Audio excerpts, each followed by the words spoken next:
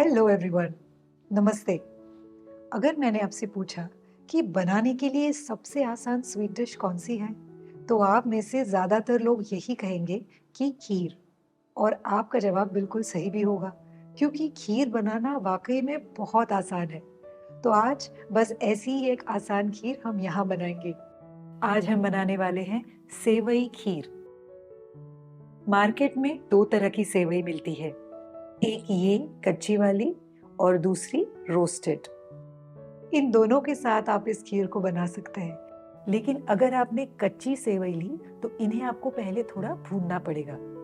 तो आज हम कच्ची सेवइयों के साथ इस खीर को बनाते हैं। सबसे पहले हमें एक पैन में शुद्ध देसी घी गरम करना है।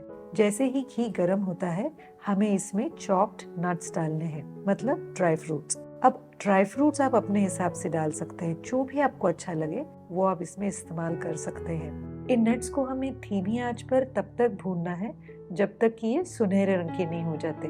जब ये सुनहरे रंग के हो जाए, इन्हें निकालकर साइड में रख देना है।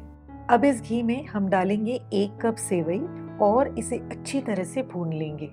अगर आप रोस्टेड सेवई इस्तेमाल कर रहे हैं तो आपको उसे भूनने की जरूरत नहीं है। इन्हें भी हमें धीमी आंच पर ही पकाना है और जब ये सुनहरे रंग की हो जाए तब इसमें हमें दूध मिलाना है। 1 कप सेवई के लिए हमें 1 लीटर दूध की जरूरत पड़ती है। अब हम इसमें आधा कप चीनी मिलाएंगे। ये खीर बनाने के लिए आप फुल क्रीम मिल्क, मतलब जो भैंस का दूध होता है, वो इस्तेमाल कीजिए। उससे ये खीर रिच, क्रीमी और गाढ़ी बनती है।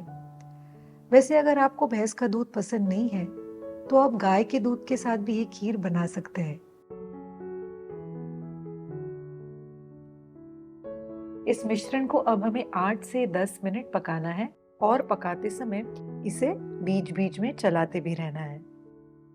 अच्छा, दूध में जो मलाई होती है ना, वो पैन के साइड्स पे चिपकती है, तो इस मलाई को हमें चम्मच से निकालकर फिर से खीर में डालना है। अब एंड में हमें इसमें भुने हुए चॉप्ड नट्स और इलायची पाउडर मिलाकर इसे 2 से 3 मिनट पकाना है। हमारी सेवई खीर रेडी है।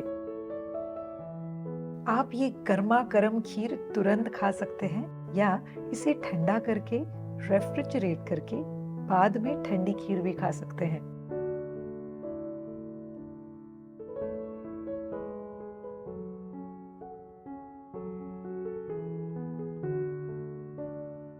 इस खीर की डिटेल्ड रेसिपी मेरे ब्लॉग पर है। ब्लॉग लिंक मैंने नीचे डिस्क्रिप्शन में दी हुई है। इस लिंक पर क्लिक कीजिए, मेरे ब्लॉग पे जाइए, रेसिपी को पढ़िए और इस डिलीशियस खीर को जरूर बनाइए।